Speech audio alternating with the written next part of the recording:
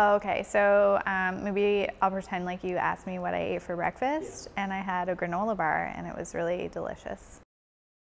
My name is Amanda McCavour, and I'm an artist who uses stitch to create large-scale installations.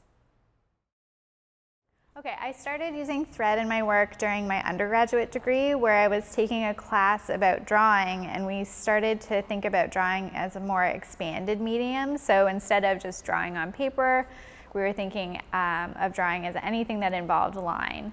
And I started to think about how thread was such an interesting type of line during that class, because it's so slight that it seems like it's two-dimensional, but it actually has a three-dimensional quality to it.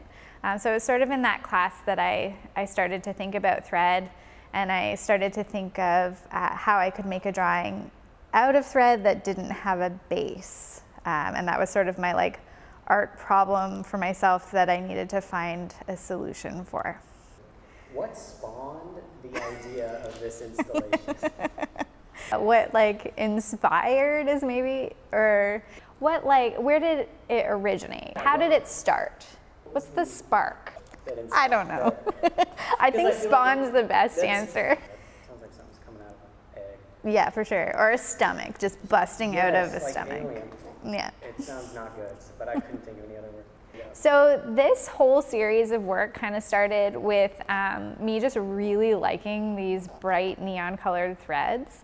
I like the thread itself because it's so bright you can hardly see it when it's one strand, but then when it starts to get accumulated, you start to see it more. And I was sort of interested in using that particular type of thread because I thought that the accumulated line would create a glow or a sense of presence by the sheer number of stitches. So it was really this brightly colored thread that I started to really enjoy.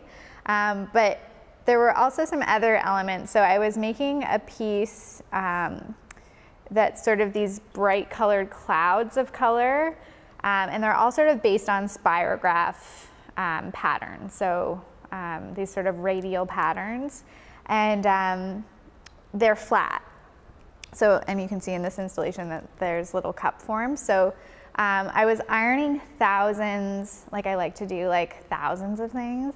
So I was ironing thousands of them, and my iron started to get built up with starch. And I accidentally pulled a piece. It kind of got stuck to the iron, and I pulled the edge of a piece, and it kind of popped up. So it was, if you can imagine, it was sort of flat, and then it curled on one side. And then I was like, God damn it, this is horrible. I just wrecked one.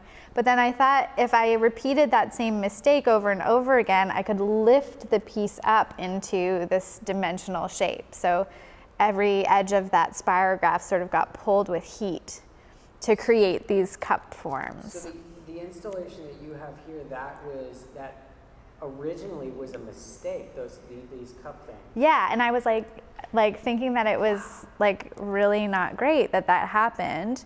And then it did, and I was like, oh, this is kind of a moment. I was mad, but actually that mistake created this shape. And then I thought this shape is quite interesting because it can reference different things, right? I sort of see it as a flower shape, an abstracted flower, but it could be a jellyfish or just a cup or a three-dimensional form. And so I started to think about how I could use that in an installation. And because I was thinking of it as a flower, I started to think about landscape. So this piece, I think about it as this kind of abstracted landscape where there's sort of a plane that references the ground and then something that references the sky.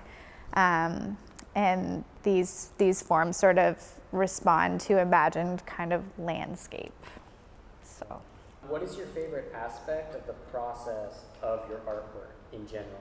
Making it, or what's your favorite part of making it? Ooh, that's a good question. That's a good question because I think that there's some things that people assume about it. Like people are like, oh, you probably like being at the sewing machine. Like you probably like sewing, and I like don't love my sewing machine. It's like a way for this process to happen, you know, like I want the bigger thing, but okay, yeah, hands down, the best part of making this kind of work is dissolving it. Like the moment where you dissolve the fabric. So explain that. Okay, so I make these pieces by stitching into a fabric that dissolves in water. In this piece, I'm thinking about the accumulative presence of a single line, and in this case, it's a single line of thread. So the work sort of manifests itself in this multiple layered installation of thousands of units to create an environment that's filled with color and line. The work also links to sort of landscape and the ideas around the natural. So I'm thinking about creating space in the way that nature might create space, but sort of abstracting it a bit. So again, just thinking about this idea of like a ground and a sky, and layering units on top of one another, almost like marks in a drawing, to create this impression of landscape or this impression of a field of some kind, like whether that's a field of color or sort of a field of flowers, like however you choose to sort of interpret the work. And I do see that the work can be viewed or interpreted in different ways. So I have this idea that it's a cloud and a ground of some kind, but I think you could also just view it simply as color, and I like that as well. So I think both those things are things I'm interested in. In this installation, how many pieces are in it? I know you were just saying. So I don't count Right. when I'm making things. I find it like really depressing, but I also recognize the like desire to quantify, you know? But we haven't been counting as we've been putting them up. Sometimes I do. I think that there's over 2,000, but I'm not totally sure. I've done things like I've counted the parts in an installation, and then with the last one I did, I kept track of how many spools of thread, and on each spool of thread there's like a yardage, so I could like actually say like this is how many yards. But I also sometimes wonder about that idea of, so it depresses me to think about the quantity.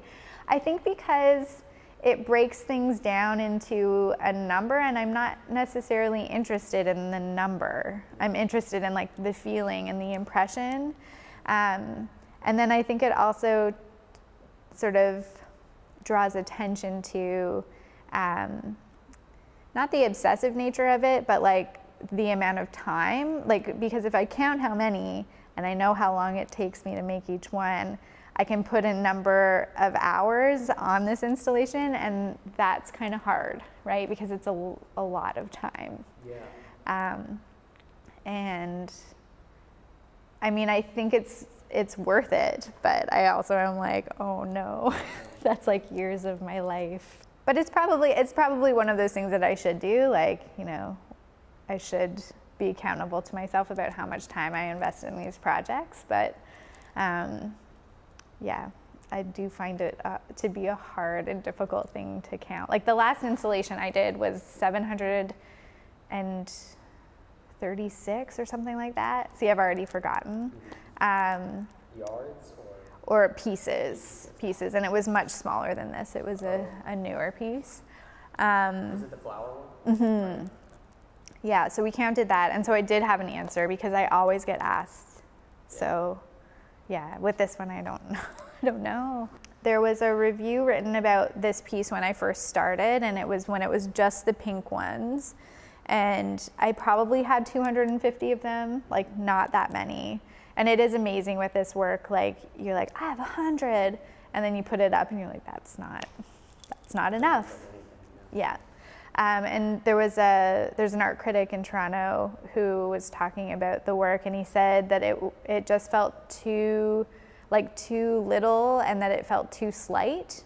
And I really thought he was right when he said that about the work, because I think that what I want from the piece is for it to feel really immersive, and the more individual pieces you have, the less the piece is precious, you know? Because you can really like marvel at the beauty of like, you know, this embroidered object, but I think it's about like having a lot of them. That's sort of the impression that I'd like for the work.